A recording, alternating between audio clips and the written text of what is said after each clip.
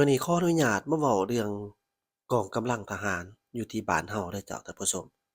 อย่าว่าซั่นว่าซี้เพราะว่าในปัจจุบันนี้นี่เฮาสังเกตเห็นได้สถานภาพหรือว่าสถานการณ์ในทั่วโลกนี่ค่อนข้างว่านับมื้อนับรุนแรงขึ้นสงครามรัสเซียยูเครนยังบ่จบบัดนี้ก็ยังมาเห็นสงครามตะเวนออกกลางระหว่างอิสราเอลกับทางอิหร่าน เปิดฉากใส่กันแบบดุเดือดขนาดเลยนะแบบว่าบ่มีไผยอมไผแน่นอนแหละเนาะมันเว้าเรื่องเกียรติศักดิ์ศรีบ่มีไผที่จะมักอยู่ใต้อำนาจของไผบ่มีไผที่จะอยากให้ผู้อื่นนี่เข้ามาข่มเหงขูดขีดแล้วก็ยอมเป็นทาสของคนอื่นอันนี้นี่เป็นเรื่องที่ยากแล้วบัดนี้มาเว้าเรื่อง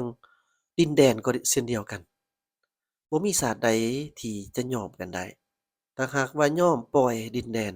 ให้กับชาติอื่นก็บ่ต่างหยังกับว่าขายชาติฉะนั้นมันเกี่ยวพันกันมาคันฉันเฮ็ดแนวใดมันจั่งสิปกป้องดินแดนของเราได้โดยที่บ่ให้เสียให้ชาติอื่น1มันก็ต้องได้เว้าถึงเกี่ยวกับเรื่องการพัวพันระหว่างประเทศเกี่ยวกับดินแดนโดยเฉพาะแม่นการปักหมายชายแดนระหว่างประเทศนี่ให้มันต่างฝ่ายต่างก็มีความพึงพอใจและผลประโยชน์ บ่เสียเปรียบให้ซึ่งกันและกัน2ก็เว้าเรื่องเกี่ยวกับเรื่องทางทหารทหารนี่ก็เป็นอีกปัจจัยหนึ่งที่มีความสำคัญที่สุดเพราะว่าทหารคือหัวของชาติถ้าหากว่าหัวของชาตินี่แข็งแกร่งเข้มแข็งแน่นอนมันก็จะบ่มีอันใดที่จะบุกที่ผ่านเข้ามาได้ฉะนั้นนี่มันก็เป็นเรื่องที่ต้องได้เอาใจใส่แล้วก็ เฮ็ดให้มันเข้มแข็งที่สุดที่สุดเลยก็ยังบ่แล้วต้องเข้มแข็งที่สุดและก็ต้องแม่นประเมินเกี่ยวกับผู้อื่นนำว่าเขาเจ้าอยู่จุดใดแล้วเราจั่งสิทันเขาเราเห็นอีกใกล้ๆบ้านเรานี่ว่าสิบ่ขอหยิบยกแต่ว่าก็ต้องขอเว้าเพราะว่ามันก็บางเทื่อมันก็เกี่ยวพันมาหาบ้านเราเช่นเดียวกันเราเห็นข่าวๆอิหยังต่างๆเวลาผิดเถียงกันหยังล่ะก็ยังมักเอาลาวเรานี่เข้าไปเกี่ยวพันนำ โดยเฉพาะแม่นสื่อที่เป็นลักษณะแบบว่า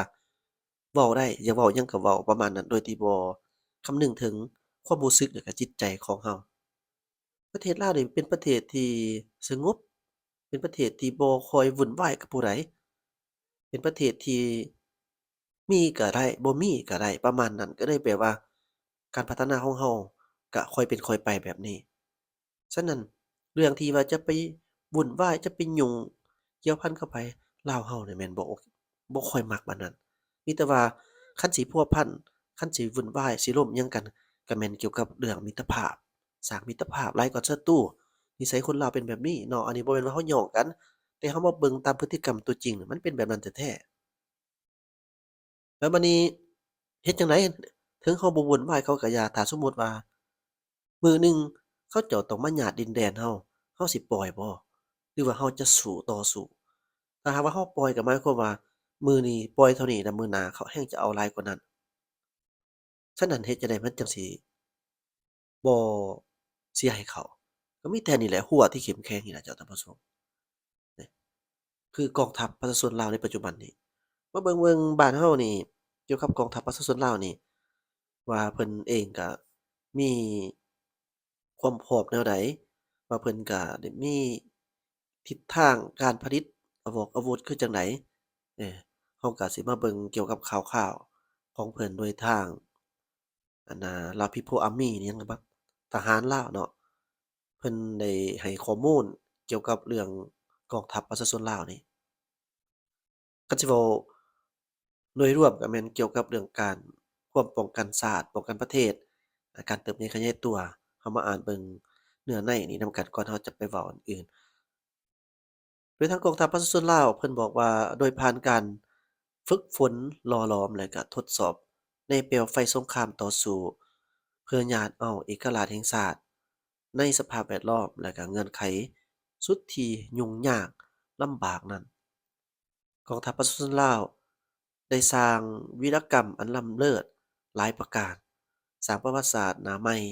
และมุ่นเสื้อวีรชนของศาสตร์ลาววีรชนอย่างสง่างาม ภายหลังประเทศชาติได้รับการปลดปล่อยกองทัพประชาชนลาวได้สืบต่อปฏิบัติ2หน้าที่ยุทธศาสตร์ของพรรคคือปกปักรักษาและสร้างสรรค์พัฒนาประเทศชาติ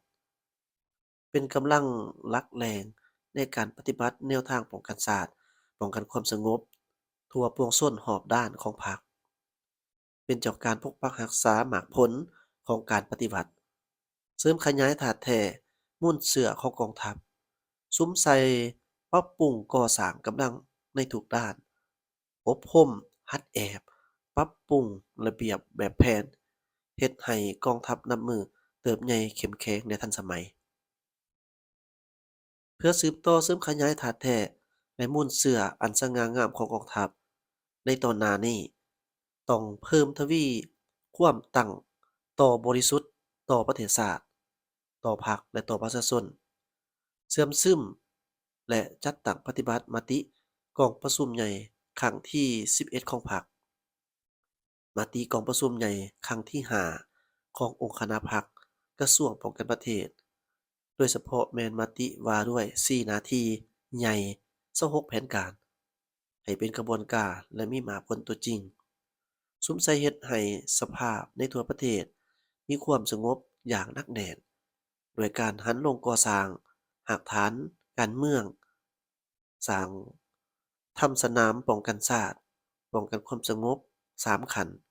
ทั่วปวงชนรอบด้านเพิ่มทวีการนำพาของพรรคต่อกำลังประกอบอาวุธป้องกันชาติสร้างกองทัพประชาชนลาวให้หนักแน่นทั้งด้านคุณฐาตการเมือง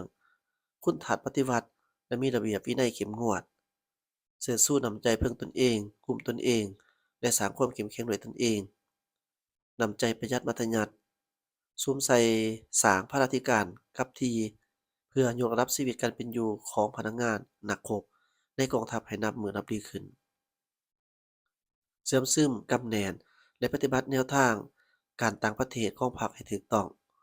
เพิ่มทวีการพัวพันการร่วมมือของกองทัพกับบรรดาประเทศสังคมนิยมอ้ายน้องเช่นสเวียตนามสปจีนรัสเซียและประเทศเพื่อนมิตรประเทศใกล้เคียง เพื่อประกอบส่วนส่งเสริมสันติภาพเสถียรภาพและการร่วมมือสากลฮอดปัจจุบันกองทัพส่วนลาวได้พัฒนาแบบก้าวกระโดดจากเมื่อเป็นกองกำลังที่น้อยอาวุธยุทโธปกรณ์ต่างๆรวมทั้งยานพาหนะแม่นบ่ทันสมัยแต่ในปัจจุบันนี้กองทัพประชาชนลาวกำลังหันเป็นกองทัพปฏิวัติมีแบบแผนทันสมัย มีอาวุธที่หลากหลายทางภาคพื้นดินและอากาศ มีกำลังที่เข้มแข็งและเตรียมพร้อมเฮ็ดหน้าที่ทุกสถานการณ์กองทัพประชาชนลาวถึงจะน้อยแต่น้อยมักเผ็ดขี้หนูศาสตร์ลาวคนลาวต้องเป็นเจ้าประชาชนลาวบรรดาเผ่าร่วมแรงร่วมใจเต่าโฮมความสามัคคีเป็นจิตหนึ่งใจเดียวพร้อมกันตีต้านทุกกลอุบายหมางเพของกลุ่มคนบ่ดีเพื่อรักษาไว้อำนาจอธิปไตย พื้นแผ่นดินอันครบถ้วนอย่างมั่นคงนี่เจ้าท่านผู้ชมเราเห็นเกี่ยวกับหนังสือพิมพ์กองทัพนี่เพิ่นก็ได้ให้ข้อมูลแบบนี้บัดนี้เรามาสังเกตเบิ่งเกี่ยวกับเนื้อในของบทข่าวนี่ที่ทางหนังสือพิมพ์กองทัพเพิ่นได้เขียนมานี่โดยรวมแล้วแอดมินมาคัดกรองได้ก็คือนโยบายของลาวเรานี่แม่นว่าบ่มีศัตรูมีแต่ว่าต้องได้ปกปักรักษาบ่ให้ไผเข้ามา ก่อกวนความวุ่นวายถือว่าแม่นไผมาเราก็ต้องตอบเอาง่ายๆว่าซั้นซะคันมาดีเราก็ดีคันมาบ่ดีเราก็ต้องโต้อันนี้ก็ถือว่าเบิ่งนโยบายแบบนี้นอกจากนั้นนี่กองทัพเรือส่วนลาวนี่แม่นจะสร้างความเข้มแข็งให้ตัวเองเช่นว่าไอ้น้องทหารอยู่ในกลุ่มกองของกองทัพเรือส่วนลาวต้องสร้างจะสร้างให้ไอ้น้องทุกคนนี่มีความสามารถที่จะพึ่งตนเองได้กุมตนเองโดยที่บ่เอื้อยอิงหลายนะ และนอกจากนั้นนี่นโยบายที่เพิ่นจะสร้างก็คือสร้างเพื่อนมิตรโดยเฉพาะแม่นในระบบเดียวกันนี่แหละสังคมนิยมนี่เช่นว่าประเทศโซเปอร์จีนจั่งซี้รัสเซียนี่ที่เป็นมหาอำนาจของโลกในปัจจุบันนี้เนาะบ่ว่าจะเป็นทางด้านเศรษฐกิจก็คืออาวุธยุทโธปกรณ์หยังต่างๆนี่ถือว่าระหว่างจีนและรัสเซียนี่มีคือกันเนาะ บ่ว่าจะเป็นทางใหญ่สุดก็แม่นนิวเคลียร์บ่เว้าเรื่องขีปนาวุธข้ามทวีปนิสการยิงไกลกลางถือว่าครบเบิดเลยแล้วก็มีอาวุธหลายหลากหลายชนิดทั้งบกทั้งน้ำทั้งอากาศทั้งทะเลแม่นบ่เพิ่นมีครบเบิดถ้าหากว่าบ่มีจีนและรัสเซียค้ำในเกี่ยวกับเรื่องนี้ก็ยังคงยากฉะนั้นลาวนี่แม่นถอดถอนบทเรียนพยายามเพิ่นก็ส่งเสริมนโยบายที่ถูกต้องของพรรคในการที่ไปเฮ็ดรูปถอดถอนกับประเทศเพื่อนมิตรในระบอบสังคมนิยมแต่ว่าบัดนี้เรามาเบิ่งเกี่ยวกับเรื่องภายในประเทศนั่นน่ะใกล้เคียงเราเนาะเพิ่นก็มีนโยบายที่บ่แม่นเป็นศัตรูกับผู้ใดอันนี้คือลาวเราแท้ๆบ่มักศัตรูสร้างแต่มิตรเพิ่นก็มีนโยบายเห็นบ่เราอ่านผ่านมานโยบายที่จะอยู่ร่วมกันแบบสันติเป็นมิตรกันแต่ว่าก็คือเว้าหั้นน่ะเจ้าท่านผู้ชม เราบ่แม่นประเทศที่ไปรุกรานไผเราเป็นประเทศที่ถูกรุกรานในอดีตการผ่านมาก็เช่นเดียวกันแบบนั้นในปัจจุบันนี้ก็ยังแบบว่าเราบ่ได้ไปรุกรานไผส่วนใหญ่เราแม่นแต่ถูกคนอื่นมักจะด้อยเราหลายกว่าแต่ว่านิ่งเนาะนิ่งนี่แล้วก็สิ่งที่มาเว้านี่เจ้าท่านผู้ชมเราบ่ได้แม่นว่าเราสิมาเว้าเรื่องการเว้าการเมืองหยังเราอยากเบิ่งเพราะว่าเรามาเห็นเกี่ยวกับเรื่องข่าวหลายๆบ่อนเอ่อสิอยู่ไสก็ยามสุดท้ายแล้วก็แม่นมักจะมาเปรียบเทียบใส่ประเทศลาวเราแล้วก็ลักษณะแบบเขาเบิ่งลาวเรานี่เป็นแบบว่าประเทศที่ว่าด้อยกว่าเขาหลาย เออที่จริงมันแม่นหรือบ่แม่นอันนี้ก็ถ้าหากว่าเพื่อความสันติภาพมิตรภาพก็บ่ควรยกประเด็นที่ว่ามันเราเก่งผู้นั้นด้อยกว่าเราเราก็บ่ควรเฮ็ดแบบนั้นแม่นบ่อันนี้เราเว้านี่บ่ได้เว้าให้ไผใดเนาะเราเว้าด้วยความเป็นจริงว่าประเทศลาวเราเป็นมันเป็นประเทศที่มักสงบบ่ค่อยวุ่นวายกับไผเอออยู่ทางแบบว่าเราสร้างส่ำเราสร้างได้อิหยังค่อยเป็นค่อยไปภายในเราเอง เราบ่มักไปสอดแทรกเรื่องผู้ใดอิหยังประมาณนี้นะเจ้าเนาะที่เราอยากสื่อเดี๋ยวเกี่ยวกับเรื่องอาวุธยุทโธปกรณ์ที่รูปภาพที่เพิ่นขึ้นมาโชว์นี่แอดมินก็บ่ได้ตั้งใจว่าสิเอามาโชว์ว่าโอ๊ยลาวแบบมันนั่นๆๆบ่แม่นเนาะอันนี้เราก็เรียนรู้ด้วยตัวเราเองก็ถือว่าเป็นการดีเนาะท่านผู้ชมเบิ่งอาวุธยุทโธปกรณ์ของลาวเพิ่นก็เอามาโชว์ก็คือว่าทันสมัยขึ้นเนาะอาจจะคันว่าไปเทียบใส่ประเทศเพิ่นหั้งเพิ่นมีเพิ่นร่ำเพิ่นรวยแท้ก็บ่ทันถึงขนาดนั้นแต่ว่า เราก็สามารถผลิตคิดแต่งได้ส่ำนี้ก็ถือว่าดีด้วยที่การถอดถอนบทเรียนจากประเทศที่อ่าสิว่าจั่งใดเพื่อนมิตรที่ใกล้กันที่สุดนี่แหละคือจีนบ่จั่งซี้รัสเซียจั่งซี้เนาะเอ้าจากท่านผู้ชมนี่ที่เอามาเว้ามาร่วมกันตอนนี้ย้ำอีกเทื่อหนึ่งเราบ่ได้มีจุดประสงค์เพื่อจะมาเล่นในรูปแบบระบบการเมืองการเมืองอิหยังต่างๆแต่ว่าเราก็มาเบิ่งความพร้อมของกองทัพประชาชนลาวเรา ว่าปัจจุบันนี้เพิ่นมีความพร้อมจั่งใดเนาะและเพราะว่าในปัจจุบันนี้คือเขาเว้าแต่ต้นทำอิฐว่าโลกของเรามันบ่คือเก่าแล้วมันมีการแย่งกันเนาะสิ่งดีสิ่งเด่นสิ่งอำนาจอิหยังต่างๆกันบวกกับแบบว่ายังคงเป็นคล้ายๆคือกันกับยุคสมัยแต่ก่อนลาอาณานิคมก็ว่าได้อิหยังประมาณนั้นจ้ะท่านผู้ชมฉะนั้นลาวเราเดะในเมื่อโลกของเรามันมาถึงแบบนี้แล้วเนี่ยเราสิมีความพร้อมจั่งใด แอดมินก็เลยเอาข่าวๆนี้มาบอกท่านผู้ชมผิดพลาดประการใดต้องขออภัยก็ขอให้โลกของเราเข้ามาสู่สภาวะปกติสงบสุขซะเนาะอยากให้มันเกิดความสงบและก็ประเทศเพื่อนบ้านใกล้เคียงเราต่างๆนี่ก็เราก็มีสร้างแต่มิตรภาพร่วมกันบ่ว่าจะเป็นชาติใดก็อย่าเนาะก็ขอให้มีมิตรภาพดีกว่า